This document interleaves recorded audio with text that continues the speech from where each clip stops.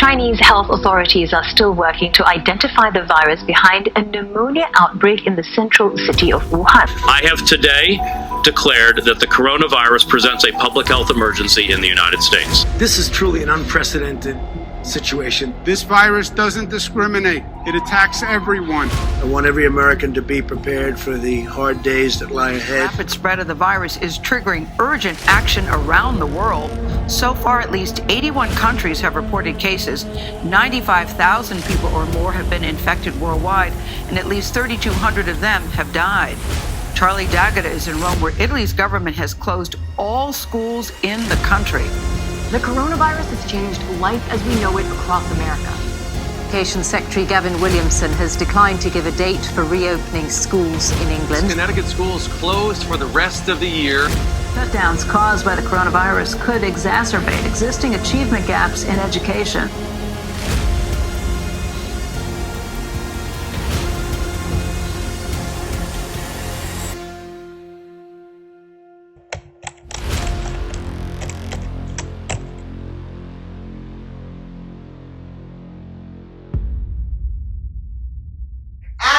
Sammy, what do you guys have for homework today? I have math and reading. Math and reading? Yeah. All right. And Ash, what do you have? I have science. It has been over 1 year since schools across the state and world shut down due to the coronavirus pandemic. Increased screen time, detachment from peers and teachers, conversations with some elementary school students are revealing many are experiencing academic burnout from remote learning on top of the stressors of the pandemic. When I first heard about coronavirus and I had to do offline school, I was actually enjoying myself. I thought, oh yeah, I could go in my room, I could relax and just go on a Zoom call, it'd be fine. It was actually hard, intense, and it was challenging for me. It was stressful doing remote. March 15th, the day Connecticut Governor Ned Lamont announced an unprecedented executive order to close all schools in the state. I'm issuing an executive order here now that we're going to close all schools by the end of business Monday. So there will not be, public schools following in the lead of some of our other states like New Jersey, like Rhode Island. My house became school central, so, forget about my dining room and my kitchen table being able to be used for anything else but school, but, you do what you gotta do. The Stark family lives in the rural town of Bethany, Connecticut. They have felt the effects of the transition to remote learning. Dawn made the executive decision to pull her daughters out of school last March, just a few days before Bethany Community School officially shut down. For me, my concern was a lot less about me being the teacher. If I had to go in and homeschool my kids, then I was going to homeschool my kids. My fear was just really about my kids and their health. So if the square has 4 equal sides... It has been 1 year since in-person learning became virtual, dining room tables became classrooms, and paper switched to computer screens. It has been 1 year since elementary school students were ripped away from teachers and classmates and tasked with staring at a computer screen for several hours each day. I like being in school a lot better than being remote, because you get to play outside with your friends at recess. If you need help or something, you can ask a friend. Many lives have been lost. Some freedom has been lost. But in terms of education, much excitement about learning has been lost in the wake of this global crisis. Experts say remote learning has taken an emotional toll on elementary school students across the state. So it was challenging. It was challenging for them. There were times that we had some meltdowns and they just didn't want to be on the computer anymore. And then we walked away and we said, okay, we're gonna take a break. And there were a couple of days, I'm sure, that we didn't finish all the work. The coronavirus pandemic is an event that will go down in history, and has changed the nature of education for students for the foreseeable future. I feel like remote learning is much longer than real school. 6th grader Ashley Stark said she feels like more was expected of her because of the online learning format. Not only did school days seem to go by much slower for her, but her workload felt heavier as well. Usually when I don't finish my work, I do it as homework. But I don't know, it's less motivating when you have to do like extra time. Ashley's lack of motivation was evident to Dawn as she noticed a shift in the quality of her work. I just felt like her answers to questions, she would get her work done, but a lot of it was more minimal effort, and then I'd have to go in, check on it, and say, we're going to do that again, because that was not the best answer that you could have given. Emily Bannock has been an elementary school social worker since 2006. As students begin to return to the classroom for in-person instruction, she's finding that the transition has been a bit rocky for some students. We have seen some increase in things like anxiety. So kids could feel a little more nervous. They do feel a little bit out of practice. Separating from a caregiver can be challenging. Bannock has seen firsthand the impact and struggles of remote learning on students. Bannock and administrators say elementary school students are most vulnerable because of their formative years, where they're developing cognitively, socially, emotionally, and physically. Elementary years are crucial for two things: academic rigor and social connectedness. And when you are home, both of those things can be more challenging. It's just difficult to access the curriculum in a way that this student at this age can easily absorb the knowledge. The social connectedness is a clear barrier of being home. No matter whether you live in a full house with lots of siblings, lots of extended family, and there are lots of different people coming in and out, it is not the same as being here in a group of potentially upwards of 20 kids in a classroom and having that connectedness. Bannock has found that remote learning has had a profound impact on both students and teachers. So the biggest challenge, I think, is really the engagement piece. It is very hard to engage with this age student, 8, 9, 10 years old, behind a screen for that duration of time. Our teachers are tasked with this, challenging job of making all of their lessons be accessible by screen, which is a very lengthy and difficult job. And then the children are tasked with the equally difficult job of staying engaged. The students may have things going on at home that don't mimic a classroom, that are out of their control. So it's hard to attend all day when you are at home.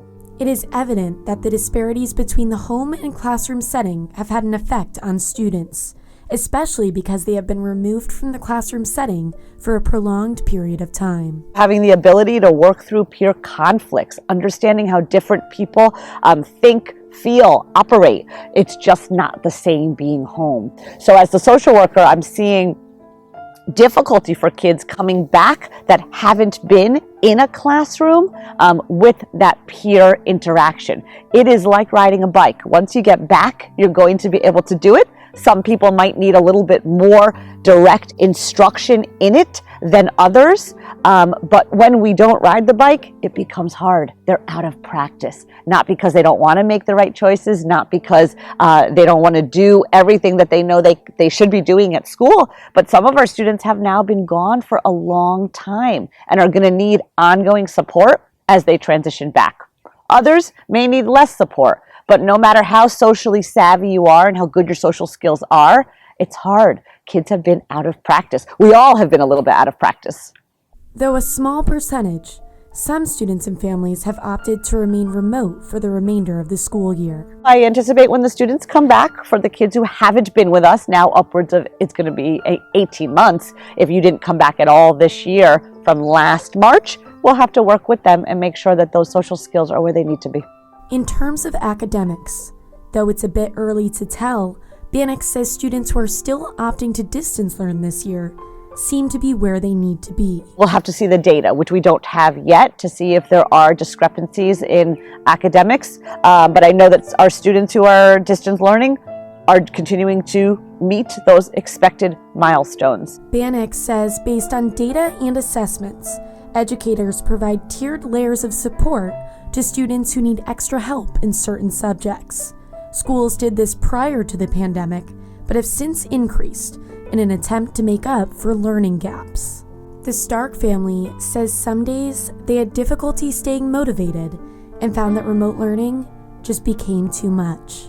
They felt burnt out and needed a break from the virtual world. Staring at a computer all day, going home in the going upstairs in the evening and doing, reading or doing some extra.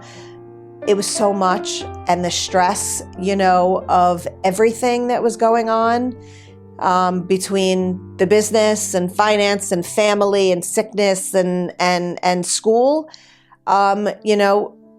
We tried to just say, we're going to roll with it. And so on days that it became just too much, then it was just too much. And we stopped school, and they didn't do the extra homework or whatever it may be.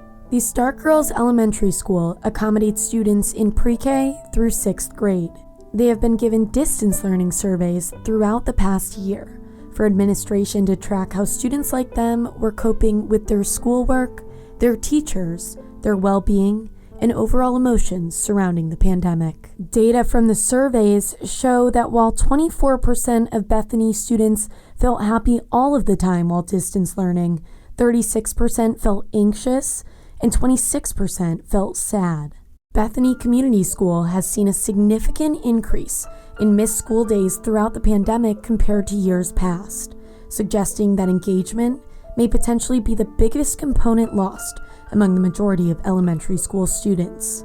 The missed days means engagement, or the degree of attention, curiosity, and passion that students are showing when being taught, is down. Data from the school shows that absenteeism rates based on missing 10% or more of school days increased by 1.4% during the 2019 to 2020 school year when the school first transitioned to remote learning. Chronic absenteeism rates have since reached 7.2% for this current academic year, showing a 0.4% increase. A common theme among Bethany Community School surveys shows that remote learning itself is a burden on families, especially those with working parents or parents who are essential workers. It was a lot. It was a huge amount on my shoulders and everybody in this household. Even families like the Starks, who had the privilege of a stay-at-home parent to assist with schoolwork, found the workload quite overwhelming at times. They were not old enough to really be independent workers. So I focused more in working with Sammy, who was my younger one, and because she was in 3rd grade and, she needed a lot of extra help to, okay, this is the order we're going to go in. And I would sit here and, doing a lot of reading and things like that were a little difficult for her. So I would read some of it to her and then she would answer questions or she'd have to write something up. But typing, an entire thing on the computer was difficult. And so she would tell me and I would type it exactly the way that she'd say it, correct or incorrect. But we tried to do the best we could. But doing that, it meant that Ashley, who was in 5th grade when this started, was working more independently. Remote learning proved not just to be a big responsibility for students, but parents as well. Because I was with Sammy, my younger one, more, and Ashley was on her own more, I feel like she got hit harder. And so, I don't know. I was only one teacher, and so it made it very difficult to try to get more than one kid going to school, doing totally different things at the same time, and keep up on all of it. Like many parents in this situation, Dawn did her best to help her daughters and provide them with the same level of attention they received in the classroom. But she felt like it was harder for their teachers to provide each student with the same individualized attention. If there was an issue that they were having, they didn't have their teacher to help, and they didn't have the extra help. And so I felt like in the beginning of the year, when they tested to see, how are they doing at this point, they pulled back. Though the girls had a few live or pre-recorded Zoom calls with their teachers a week and remained in communication with them, it did not diminish the fact that remote learning took away some of the valuable resources that were available to them before the pandemic, like specialized in-person instruction with a teacher. Terrafil Elementary School, located in Simsbury, Connecticut, less than 50 miles away from the Starks, also found that face-to-face instruction over Zoom was few and far between for most students. Only 31% of families reported that students had the opportunity to participate in either live or recorded video conferencing with a teacher daily. Several concerns about computer use have been voiced by families in the state. Even in 5th grade, I felt like it was a little bit of a struggle to have her give her best effort when she's just staring at a screen all day. I think it's really hard for anybody to learn from a screen all day. I just don't think that, adult, child, whomever, I think it's a challenge to sit in front of it and not, get a little diversity. This new detached model of education has left many students in school districts across the state feeling lonely and burnt out. Samantha says she sometimes felt lonely because I couldn't have any friends over and go to my neighbor's house to play. Learning from home made it difficult for Samantha to even ask a classmate for a highlighter, a simple favor that she had the luxury of doing just days before her school shut down. A simple gesture and small connection that students prior to the pandemic had the privilege of. These small gestures have become huge now in the eyes of students like Samantha. Of the students who took the Bethany Community Schools distance learning survey in May of 2020, 37% reported feeling lonely. In 3rd grade, when this wasn't here, we would do a lot of group work. We would be sharing materials. We would be in groups instead of all spaced out with our desks. Data from elementary school surveys in the state shows students required extra assistance getting acclimated to remote learning. Terrafil Elementary School found that 53% of parents said their child required support either from home or from the school to adjust to distance learning.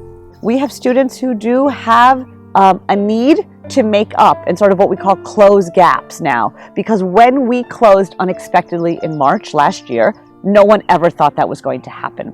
And our teachers have done a beautiful job and are working so incredibly hard.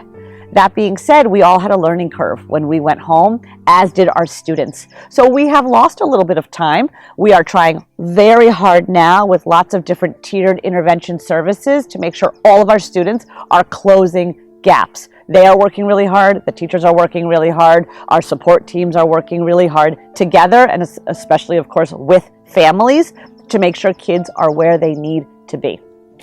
So, we're about to take some state testing, and we will see how that looks. But I think the struggles that my students here are facing are not just isolated to us here at Rock Hill School in Wallingford. This is going to be happening within our state, within our country, internationally. So I want to be thoughtful about that and make sure kids aren't feeling stressed. We just want them to do the very best they can.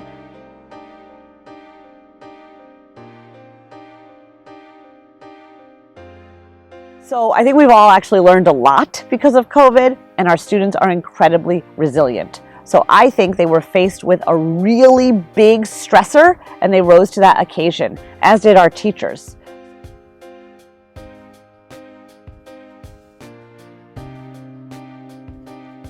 All in all, I feel like my family became close. I mean, we were close, but we became much closer. We started to, do family fun nights, and we started to, we were opening up and we were talking, and everybody really talked about what they were afraid of. They talked about what they were great with, and we were there for each other.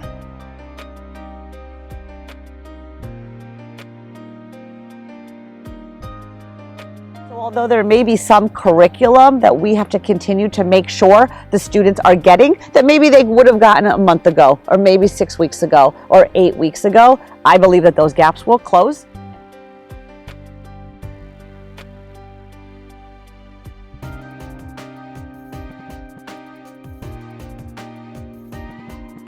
It has been hugely different, but I don't view it at all as to what we lost. And we got hit hard.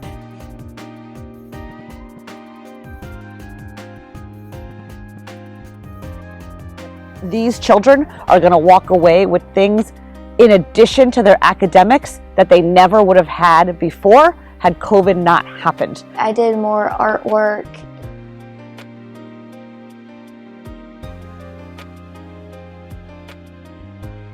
I was learning to be safe, about germs and all of that stuff. So if this pandemic wasn't going on, I wouldn't have really learned too much about that.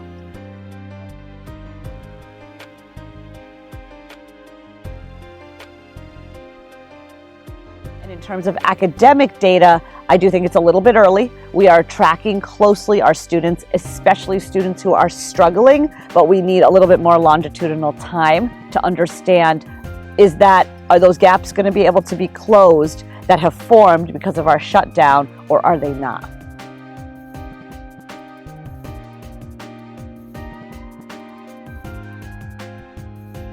I just think in everything in life, there's a silver lining, and there were a lot of silver linings with this.